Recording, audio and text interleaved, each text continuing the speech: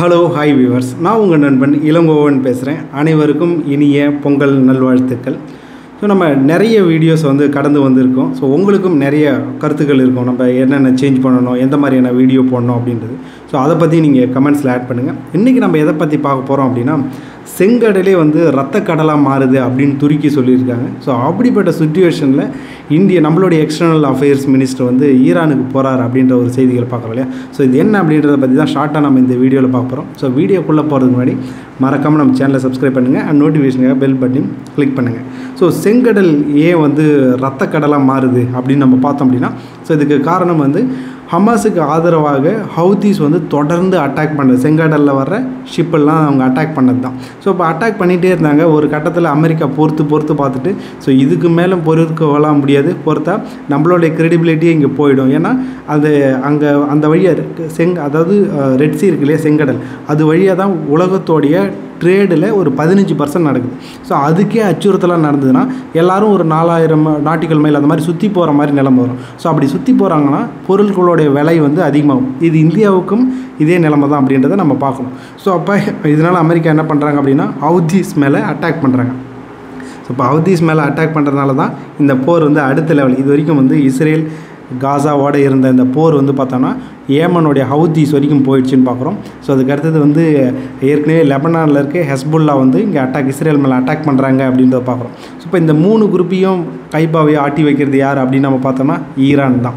So இப்போ அந்த ஈரானுக்கு தான் இந்தியாவோட எக்ஸ்டர்னல் அஃபேர்ஸ் மினிஸ்டர் போகிறாரு அப்படின்னு பார்க்குறோம். ஸோ இதுக்கு முன்னாடி இந்த அட்டாக் நடக்கும்போதே அமெரிக்கா ரிட்டாலியேட் பண்ணி இங்கே அட்டாக் பண்ணாங்க இல்லையா. ஸோ அப்போவே அவங்களுடைய secretary of state Antony Blinken நம்மளுடைய இந்தியாவுடைய எக்ஸ்டர்னல் அஃபேர்ஸ் மினிஸ்டர் ஜெய்சங்கர் இருக்கார் இல்லையா, அவர் கூட பேசி இந்தியாவும் இதில் ஜாயின் பண்ணணும், ஃப்ரீ, அதாவது ட்ரேடுன்னு வரும்போது மூவிங் கரெக்டாக இருக்கணும், இதில் யாரும் த்ரெட் பண்ணக்கூடாது அப்படின்னு சொல்லிட்டு அவர் சொன்னதையும் நம்ம செய்திகளில் பார்த்துருக்கோம். ஸோ அப்போ இந்த டைமில் தான் நம்மளுடைய மினிஸ்டர் அங்கே போகிறார், ஜெய்சங்கர் ஈரானுக்கு போகிறார் அப்படின்னு.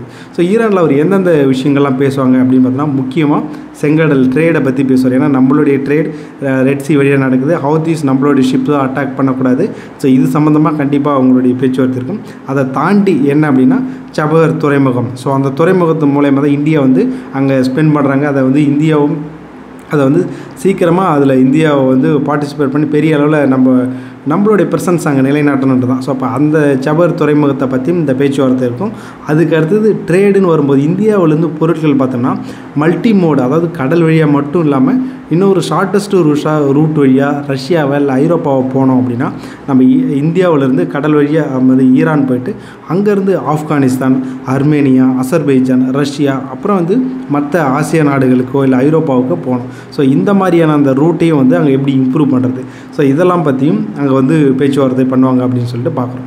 ஸோ ஏற்கனவே பார்த்திங்கன்னா இந்தியாவுக்கு விசாலாம் இல்லாமல் வரலாம் அப்படின்னு சொல்லிட்டு ஈரான் சொல்லியிருப்பாங்க. அதேமாதிரி நம்ம இந்தியா நிறைய ரஷ்யா கிட்டேருந்து ஆயில் வாங்குகிறோம் கம்மியான விலையில், இந்த நியூஸ் நம்ம அடிக்கடி கேள்விப்பட்டிருப்போம். எங்ககிட்டையும் ஆயில் வாங்குங்க அப்படின்னு சொல்லிட்டு தொடர்ந்து ஈரான் சொல்லிட்டு இருக்காங்கன்றதை நம்ம பார்க்குறோம். ஸோ இப்போ ஈரான்கிட்டேருந்து அதிகமாக ஆயில் வாங்குறது யாருன்னு பார்த்தோன்னா சைனா மட்டும்தான். ஸோ இப்போ கம்மியான விலையில் எங்கே கிடைச்சாலும் இந்தியா நம்மளுடைய மக்களுடைய இன்ட்ரெஸ்ட் தான் முக்கியம்னு சொல்லிட்டு வாங்குவோன்னு சொல்லி ஏற்கனவே நம்மளுடைய மினிஸ்டர் சொல்லியிருக்காங்க. ஸோ இப்போ இந்த இடத்துல அவங்க ஆஃபர் பண்ணாங்க அப்படின்போது அதையும் எப்படி ஈரான் ஆயிலை மறுபடியும் ரெசியூம் பண்ணுவாங்களா, அமெரிக்காவுடைய அவங்க ஏற்கனவே வாங்கக்கூடாதுன்னு சொல்கிறாங்க இல்லையா ஈரானுடைய ஆயிலெலாம். ஸோ அதெல்லாம் தாண்டி இந்தியா அங்கே கண்டினியூ பண்ணுவாங்களான்றதை நம்ம பார்க்குறோம். ஸோ இந்த மீட்டிங் அப்புறம் என்ன டிஸ்கஸ் பண்ணாங்க, எப்படி இந்தியா ஈரான் ரிலேஷன்ஷிப் போகுது அப்படின்றத நம்ம அடுத்த கட்டத்தில் பார்க்கலாம். சரிங்க, உங்களுக்கும் இன்றைக்கி சொன்ன தகவல் எக்ஸ்ட்ரா தகவல் இருக்கும். நான் ஏற்கனவே வீடியோ முதல்ல சொன்ன மாதிரி நம்மளோட ட்ராவல் 2019 வெவ்வேறு டாபிக்ஸில் நம்ம போட்டுக்கிட்டு இருக்கோம். ஸோ இப்போ உங்களுக்கும் ஏதாவது சேஞ்ச் பண்ணணும், இல்லை இந்த பர்டிகுலர் டாப்பிக்கை போடணும், இந்த டைமிங் மெயின்டைன் பண்ணணும். ஸோ இந்த மாதிரி நிறைய விஷயம் உங்களுக்கும் தோணும் இல்லையா. ஸோ அது இமீடியட்டாக நம்ம எல்லாத்தையும் ஃபுல்ஃபில் பண்ணலாம் கூட. ஸோ எப்படி நம்ம ஒன்று ஒன்றா அட்ரஸ் பண்ணி கரெக்டாக ஸ்ட்ரீம்லைன் பண்ணலான்னு பார்க்கலாம். ஸோ உங்களுடைய தகவலையும் நீங்கள் கமெண்ட்ஸில் ஆட் பண்ணுங்கள். நன்றி, வணக்கம்.